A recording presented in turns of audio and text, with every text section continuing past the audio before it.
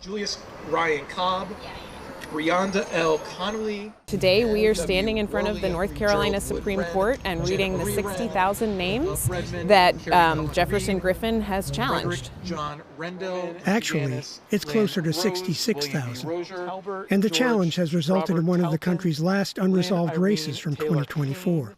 These voters have been challenged in the North Carolina State Supreme Court race. So Justice Allison Riggs won that race by 734 votes, and that has been confirmed by multiple recounts. One of those votes belongs to Copeland Rudolph from Asheville, where devastating floods caused havoc at the polls. Voting, participating in our democracy is a value of my family. And so to have my vote, my legitimate vote questioned is concerning. It's infuriating. The overwhelming majority of these ballots are those that were cast by people who have voter registration records that appear to lack either a social security number or a driver's license number.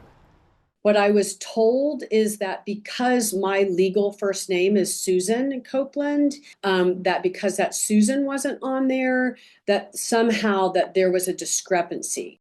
Well, the Board of Elections' job is to administer the state's elections, and it's saying that when the board dismissed the protest of Jefferson Griffin back in December, they're saying that they did it on solid legal grounds and that removing those ballots would not be proper.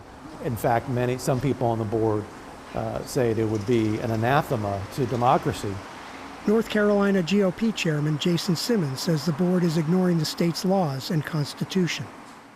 Democrats have made trying to retake the majority on the state Supreme Court a top priority. Obviously, they deal with criminal cases all the time, death penalty appeals. They also deal with, issues that can be partisan, including gerrymandering, and also the Republican majority in the past couple of years, they've ruled about whether photo voter identification should be allowed in North Carolina. Christopher Scott Gaynor.